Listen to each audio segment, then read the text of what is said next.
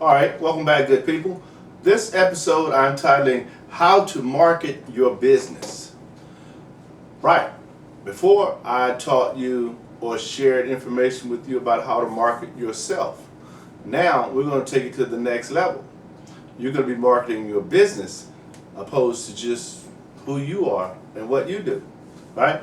Now this is what's going to be generating an income for you. This is what's going to be something that will be able to be passed on from generation to generation if you do it correctly. And if not, you can just sell it, right? Once you get it to a certain level, if that's what you desire to do. Or I enjoy doing what I do so well that I just want to continue doing what I want to do. I would never want to sell it unless making me an offer I can't refuse, which is possible. I'll say we're going to start by creating what we talk about in the industry as the elevator's pitch or elevator speech. You should be marketing all the time, wherever you are. Therefore, you need a compelling elevator pitch. What is your elevator pitch? Do you have one? Let me tell you what mine is. My elevator speech or elevator pitch is: my name is Larry James. My company is Speakwithlarry. And what I do is I help people set up the foundation of their online business while assisting them with becoming more comfortable speaking about it. Right, that's it. No more, no less. You can hear that. You can make a decision about it.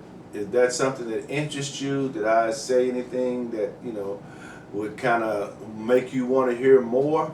Right? So now you can adjust that anytime in life, right? But you want to make certain that you have one in the can at all times, because you never know when someone's going to come into your existence or cross paths with you, I like to always say. And when that happens, you need to be prepared, right? Next, leverage your community. You don't have to think big when it comes to your marketing efforts. Think locally. What's going on in your community? And that's one of the key things I like to share with people, because everyone thinks that you have to be such major, like you've been in business for years, or like you're making millions of dollars. That is not necessary. But you need to be doing something that you like that can generate an income for you, whether it's doing it now or maybe later. But if you like it and you're sharing that information, you can get more comfortable and more familiar with being able to target an audience, just like I'm doing with you guys. See, I'm doing this on this episode here with the podcast, but I also share this on other platforms, right? So not only do you get to visually see and hear, but other people get to hear and other people get to visually see and hear as well. So you have to figure out what works for you and what's more comfortable for you in that area. Next, we have collaborate. Put together a group of synergistic, non-competitive businesses in your area and agree to cross-promote one another. I like that idea, but I'm not like so big on having 50. I like 5 or 10, somewhere in that range, because because of growth, because you're just one person, right? You want to spread yourself too thin, but you do want to be known, right? Just like where I live in Irving, Texas, we have an online news letter, kind of like on the Facebook page. And every time I create these episodes, I post them on that so that people in my area know what I do and can reach me if they want to do an interview about their business or just want to have an interview with me, period, because that's what I do, right? All right, number 4, network. I'm a huge fan of networking. I don't think there is any better way to build a business than to get out, shake hands with people, and get to know them. That is it. Because we're all energy when you think about that. Just like I always like to share this situation. If you are in a room by yourself and someone else walks in, the energy just shifted. Now you're more on alert, right? You don't know this person, that person doesn't know you, but there's energy there that wasn't there. Now when that person walks back out, you may be aware of this consciously or unconsciously, but when that person walks back out, you go back to neutral, right? Doing what you were doing. I just wanted to share that with you. All right, number 5, give a speech. A lot of people hate public speaking. I was one of those. However, there are many organizations looking for qualified subject matter experts who can present to their groups. Now, I'm one of those, right? So you can overcome things, but sometimes it's going to take you a while, so you don't want to start out with that, because starting out with that will stop you because you're not really versed enough on it or in that area just yet. Next, we have ask for referrals.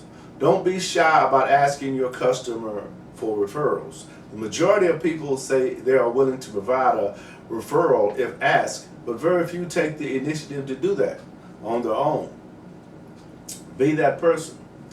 Number 8, offer coupons when you are marketing your business. Coupons are a good way for many businesses to attract new customers. Research shows that people will go out of their way to use coupons, providing that this method is successful in expanding their customer base. And finally, give it away. Give things away. If someone has the opportunity to experience your product or services, chances are really good that they will purchase more in the future. So don't be afraid to give something away as a free trial or a sample. In today's economy, people are more comfortable purchasing something they have been able to experience firsthand. Just like you and I. See, we're just addressing people just like me and you. When I say that, I mean, how do you react when someone gives you something? Does it make you feel a certain kind of way? How do you feel when you give someone something? Do you feel a certain kind of way? Because it's what's the word I'm trying to say? Reciprocated, right? You give and you get, right? That's how that works. So don't never think that I don't want to give all this away or I don't want to give all that away. No, go ahead and share it. It'll come back. Maybe not in that way, which is not necessary, but it will come back. It's called karma, right? So do it in a thought-provoking, good-spirited kind of way, right? And then it will work out. My name is Larry James. My company is Speak with Larry. I want to tell you one thing before I leave this week. I do these episodes once a week because I can get them all done at one time and I can free up other time for other things. So I'm not trying to keep them long because I'm just practicing here. I'm just rehearsing for when I set up my video podcast for around the first of the year. But I love all these nuances that I'm having to be consciously aware of that I wasn't aware of before. Things like that little buzzer going off. Wait, I'm recording. Why are you going off right now? But that happens. So you have to become mindful of that, right?